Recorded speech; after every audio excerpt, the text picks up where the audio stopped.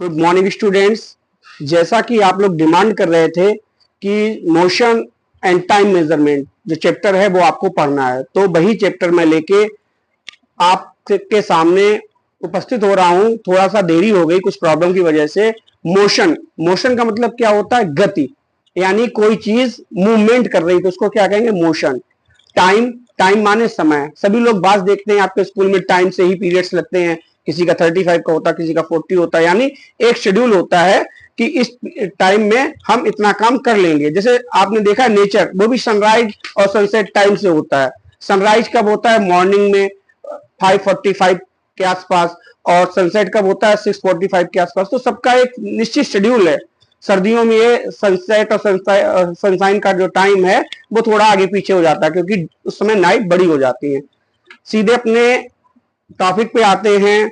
Topic को आप बहुत अच्छे से समझेंगे। अगर कहीं कोई प्रॉब्लम होती तो आप कमेंट्स करके जरूर बताएंगे। देखिए, मैं अपनी तरफ से पूरी कोशिश करता हूं कि आपको टॉपिक बहुत अच्छे से समझ में आ जाए। अगर कहीं कोई चीज आपको समझ में नहीं आती है तो आप कमेंट्स करके बता सकते हैं। जैसे सबसे पहले क्या लिखा है? To every action there is always opposed and equal reaction. ये मैंने थॉट लिखा है साइंस के लिए। क्यों लिखा है? इसका रीजन है कि जैसे लोग बोलते हैं वर्क इज वर्शिप, ऐसे ही मैंने यहाँ पे लिखा है कि हर क्रिया के बराबर और विपरीत प्रतिक्रिया होती है। मैं क्या क्रिया कर रहा हूं? आपको पढ़ा रहा हूं। अब आप जब पढ़ेंगे तो आपको समझ में आएगा तो ये पॉजिटिव रिएक्शन हो जाएगा, नहीं समझ में आएगा तो ये अपोजिट रिएक्शन हो जाएगा। तो आपको क्या करना है कि आपको जरूर बताना है, कमेंट्स जरूर करना है, चैनल को सब्सक्राइब और लाइक जरूर करना है। क्यों करना है? क्योंकि आपको जो चीज समझ में आ रही और नहीं समझ में आ रही तो आप कमेंट्स करके बताएंगे तो ये टॉपिक आपको दोबारा भी मिल सकता है, और अच्छी तरीके से जहां आपको प्रॉब्लम जिस सेक्शन में हो रही है, या कोई नया टॉपिक चाहिए वो भी आपको बता सकते हैं। तो सबसे पहले हम बताते हैं मोशन। मोशन क्या होता है? मूवमेंट। मोशन टू टाइप्स का होता है। एक तो स्लो, आपने टॉर्टोइज देखा है, कछुआ कितना स्लो चलता है। दूसरा फास्ट मोशन, एरोप्लेन देखा है आप, लखनऊ से दिल्ली की डिस्टेंस कितनी कम समय में कवर कर सकते हैं। तो मोशन इज टू टाइप्स।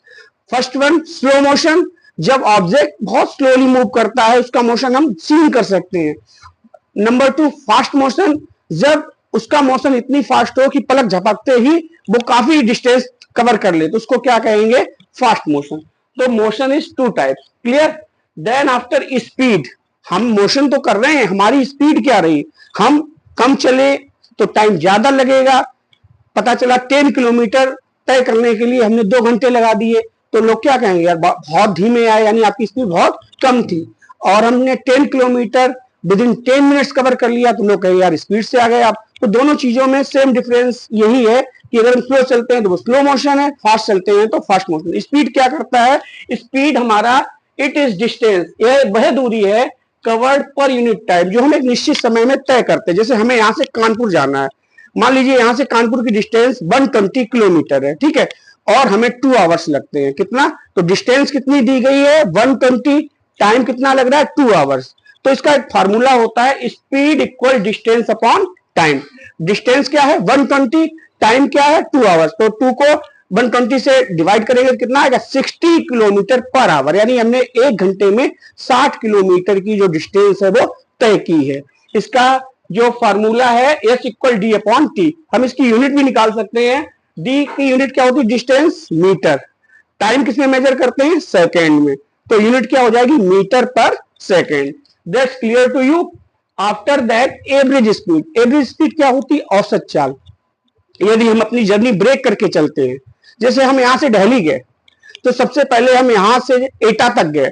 मान लीजिए यहां से एटा की डिस्टेंस 110 किलोमीटर है, ठीक है। उसके बाद जो रिमेनिंग डिस्टेंस है वो हमने सेकेंड हाफ में कवर की। तो जो दो दूरियां हैं उन दोनों दूरियों को जोड़ते हैं, और जो जो टाइम आपको लगा है फर्स्ट हाफ में पहली जर्नी में और दूसरी जर्नी में, उस टाइम को जोड़ते हैं, उसके बाद डिवाइड करते हैं। कैसे? Average speed total distance covered in total time taking, पूरी दूरी जो हमने कवर की अपनी यात्रा के दौरान और जितना टाइम लगा। जैसे हम यहाँ पे एक एग्जांपल ले रहे हैं, 25 मीटर की डिस्टेंस हमने एक बार में तय की, उसके बाद 45 मीटर की डिस्टेंस एक बार में तय की। पहली डिस्टेंस के लिए जो टाइम लगा है वो 15 सेकेंड लगा है, दूसरी डिस्टेंस के लिए जो टाइम लगा है वो 20 सेकेंड लगा। जब 20 और आपका 15, ये टाइम ऐड करेंगे तो कितना हो जाएगा 35। ऊपर की जब डिस्टेंस ऐड करेंगे तो कितना हो जाएगा 70। 70 को जब 35 से डिवाइड करेंगे तो क्या आएगा 2 मीटर पर सेकेंड। क्लियर। अब नेक्स्ट आते हैं यूनिफॉर्म स्पीड। बहुत सिंपल है। यूनि का मतलब क्या होता है, समान, एक समान। फॉर्म माने चाल, स्पीड, हम एक समान चाल से चलते जाए। आजकल तो आपने देखा है कई सारे एक्सप्रेसवे, हाईवे बन गए हैं और उसमें आप 60 किलोमीटर रफ्तार, 80 किलोमीटर की रफ्तार से एक समान चाल से चल सकते हैं। उसमें आपको ज्यादा ब्रेक्स नहीं लेनी होती हैं, आराम से आप सफर तय करते हैं। जब आप एक निश्चित दूरी, निश्चित इंटरवल ऑफ टाइम में कवर करते हैं तो वो क्या होता है, आपका यूनिफॉर्म मोशन। यूनिफॉर्म मोशन की definition, the motion of a body that covers equal distance in equal interval of time. इसका जो ग्राफ है वो ऑलवेज स्ट्रेट लाइन आता है। कैसा आता है, ऑलवेज स्ट्रेट लाइन। ये एक्स एक्सिस है, यहाँ पे हम टाइम को शो करते हैं, वाई एक्सिस पे डिस्टेंस को शो करते हैं। Just opposite non uniform motion, अगर हम किसी बिजी रोड पे जहां पे ट्रैफिक ज्यादा है उतनी ही डिस्टेंस तय करने में थोड़ा सा टाइम लग जाता है, क्योंकि हम वो एक समान चाल, एक अपनी जो परफेक्ट स्पीड है वो नहीं रख सकते, हमें स्पीड कम भी करनी पड़ती है। जब ट्रैफिक कम हो जाता है तो स्पीड बढ़ाते भी हैं। तो वो क्या हो गया, नॉन यूनिफॉर्म। इक्वल डिस्टेंस है but unequal interval of time है, तो इसको क्या बोलते हैं हम, नॉन यूनिफॉर्म मोशन। इसका जो ग्राफ आता है वो ऑलवेज कर्व लाइन आता है। इसका ग्राफ कैसा आएगा, कर्व लाइन। कर्व देखा है ना, सर्किट का थोड़ा सा जो आर्क होता है उसके अकॉर्डिंग। नेक्स्ट आते हैं हम लोग रेस्ट। कोई चीज अगर स्टेशनरी पोजीशन पे खड़ी है, मूवमेंट नहीं कर रही है, तो उसको क्या बोलेंगे, रेस्ट। रेस्ट की पोजीशन जो होती है वो, जैसे कोई कार है अपने गैरेज में खड़ी हुई है, जो कार गैरेज में खड़ी हुई है तो उसकी जो पोजीशन होगी वो क्या बोली जाएगी, रेस्ट पोजीशन बोली जाएगी। रेस्ट में क्या करते हैं, ये पैरेलल ग्राफ चलता है। When an object does not change its position, जब कोई ऑब्जेक्ट अपनी पोजीशन को चेंज नहीं करता है तो क्या बोला जाता है, रेस्ट। अब आपके ही टॉपिक में जो टाइम मेजरमेंट है उससे पहले आपको पता है पेंडुलम क्लॉक। पेंडुलम क्लॉक क्या होती है, मम्मा गले में पेंडल डालती है, जैसे ये देखिए मैंने इसीलिए इसको आज पहना है। ये भी एक पेंडुलम का काम करता है, इधर से उधर मूव करता है चलने में। तो पेंडुलम क्या करता है कि जो पेंडुलम है हमारा वो अब place piece of metallic ball, ये एक मेटेलिक बॉल का बना हुआ पीस होता है पेंडुलम। पेंडुलम क्या होता है, टाइम मेजरमेंट के लिए यूज किया जाता है।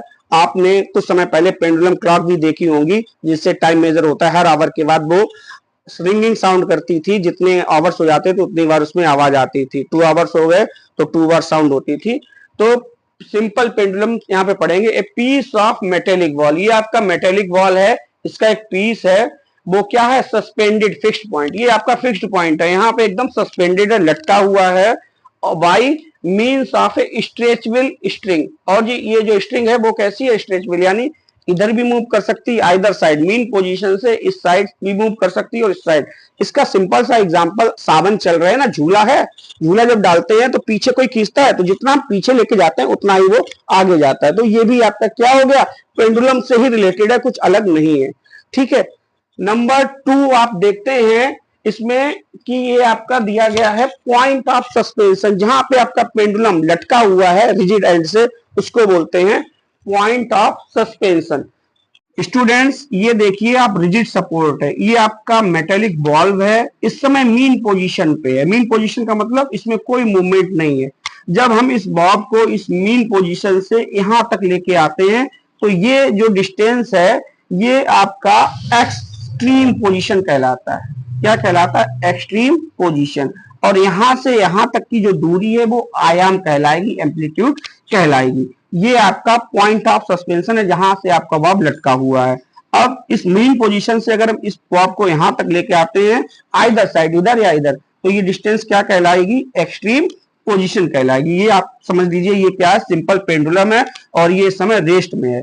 अगर हम इसको यहां से यहां तक मूव करते हैं, जैसे मैंने इसको यहां से पकड़ के यहां पे छोड़ दिया, तो इसका जो मूवमेंट है आइदर साइड, इधर या इधर, वो जो डिस्टेंस तय करेगा मीन पोजीशन से वो एम्पलीट्यूड होगा।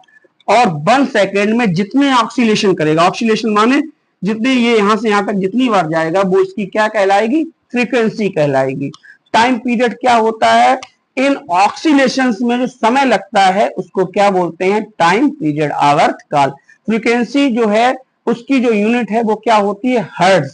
एम्पलीट्यूड उसकी यूनिट क्या होती है, मीटर। और आपका जो आवर्तकाल टाइम पीरियड है उसकी यूनिट क्या होती है, सेकेंड। ठीक है, ये क्लियर है। अब एंशिएंट समय में कुछ क्लॉक्स, जब घड़ी का आविष्कार नहीं हुआ था तो कुछ क्लॉक्स चलती थी, ये साफ लिखा है सन डायल।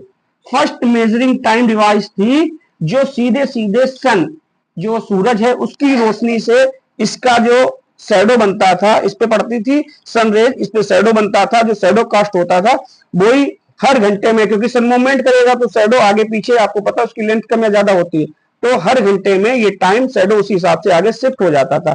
जो सनडायल डिवाइस थी इसलिए काम नहीं की कि आपको मालूम है नाइट में सन नहीं होता, जब रोशनी नहीं होगी तो शैडो कास्ट नहीं होगी। सेकेंड थिंग, अगर क्लाउडी डेज है, क्लाउडी वेदर है, तब भी ये डिवाइस काम नहीं करेगी, इस वजह से सनडायल डिवाइस ज्यादा दिन तक काम नहीं की। नेक्स्ट आते हैं वाटर क्लॉक। वाटर से सीधा संबंधित है कि वाटर में ये आपको दो कंटेनर दिखाई पड़ रहे हैं। एक कंटेनर बड़ा है जिसमें ये वाटर फिल किया गया, इसमें आपने देखा पॉइंट्स लिखे हैं 1 2 3, जैसे 12 आवर्स, तो 12 आवर्स माने मॉर्निंग से इवनिंग तक का समय। तो ये वाटर इस हॉल से ड्रॉप बाय ड्रॉप नीचे आता है। ड्रॉप बाय ड्रॉप नीचे आने से क्या होता है वाटर का, कि हर घंटे के हिसाब से यहाँ पानी कम होता जाता है। जैसे ये हो गया तो यहाँ तक आ गया लेवल, तो यानी 1 आवर कंप्लीट हो गया, यहाँ तक हो गया 2 आवर कंप्लीट हो गया। इसी बेस पे सेंड क्लॉक बनाई गई थी। इसमें भी क्या होता था, इसको आवर ग्लास और बोलते हैं। 1 घंटे बाद ये पूरी वालू जो सेंड होती है वो नीचे आ जाती है, और ये जो एम्प्टी प्लेस है वो ऊपर चला जाता है, और हैवी प्लेस से ऊपर से नीचे आ जाता है। तो ये आपकी मेजरिंग डिवाइस थी बिफोर टाइम, जब आपकी वॉच नहीं बनी थी। जब ये पेंडुलम आ गया तो टाइम मेजरमेंट में आसानी हो गई। ये डिवाइस क्या होती थी कि ज्यादा हम इन पे भरोसा नहीं कर सकते थे। अभी हमने आपको ग्राफ बताया था यूनिफॉर्म, यूनिफॉर्म में आप देख रहे होगे एकदम स्ट्रेट लाइन है, तो ये क्या है, डिस्टेंस है, और ये क्या है, टाइम शो कर रहा है। यूनिफॉर्म एक समान चाल होती है। कोई भी ऑब्जेक्ट, कोई भी जो कार है अगर किसी हाईवे पे जा रही है, अपनी स्पीड को ना कम कर रहे हैं ना ज्यादा कर रहे हैं, तो उसको क्या बोलेंगे, यूनिफॉर्म स्पीड, एक समान चाल से हम चले जा रहे हैं। अब सेकेंड आते हैं नॉन यूनिफॉर्म। अगर कहीं भीड़ भाड़ वाली जगह पे हम आ गए या जाम लगा है तो हमारी स्पीड कम या ज्यादा होती है। तो ये देखिए कर्व जैसा बन रहा है, एक बक जैसा बन रहा है, तो ये बक्रीय गति भी बोल सकते हैं। नॉन, जो आपका डिस्टेंस टाइम ग्राफ है वो कैसा होगा, आपका कर्व लाइन होगा। रेस्ट पोजीशन यानी आपकी कार खड़ी है, कोई मूवमेंट ही नहीं शो हो रहा है, तो वो स्टेशनरी पोजीशन है। उस कंडीशन में क्या होता है कि हमारी जो कार है वो रेस्ट पोजीशन में है, उसमें कोई मूवमेंट नहीं होता, तो वो टाइम के पैरेलल, उसमें किसी प्रकार का कोई मोशन नहीं होगा। मैंने आपको डायग्राम के थ्रू, चार्ट के थ्रू, ये जो डिवाइस बनाई है इसके थ्रू आपको सारी चीजें समझाने की कोशिश की है मोशन और टाइम में। मैं ये चाहता हूं कि आपको ये जो मेरा मोशन एंड टाइम मेजरमेंट वाला कॉन्सेप्ट है ज्यादा से ज्यादा समझ में आए। मैं अपने आप को तभी सफल मानूंगा कि हर स्टूडेंट तक ये मेरा वीडियो पहुंचे और हर स्टूडेंट को इसको अच्छे से समझे। अगर समझ में आता है तब आप इसको सब्सक्राइब कर सकते हैं। Thank you.